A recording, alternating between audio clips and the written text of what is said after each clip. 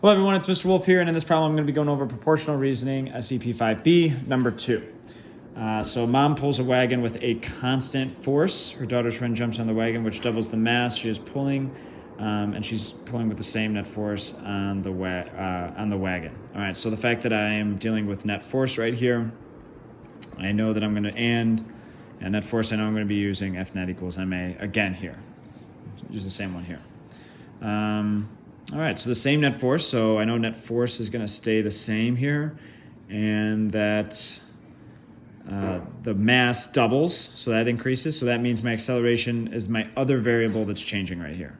Now, also, I know these are on the same side of the equal sign, so if we think of an equation as a balance, if mass goes up on this side, the side stays the same. Acceleration, we know, has to go down. So it's going to be less than 1. We already know our answer is going to be less than 1.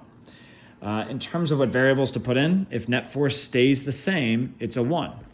If my mass, let's see, that increases, so it doubles, so I'm going to put in 2 and solve for my acceleration. What would acceleration need to be in order for this to equal 1? It would need to be 1/2. So my acceleration is 1/2 as much. That's my factor.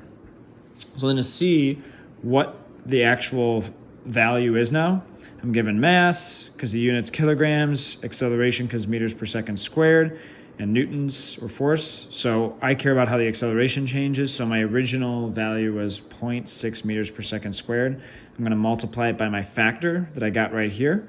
And my new value is going to be 0.3 meters per second squared.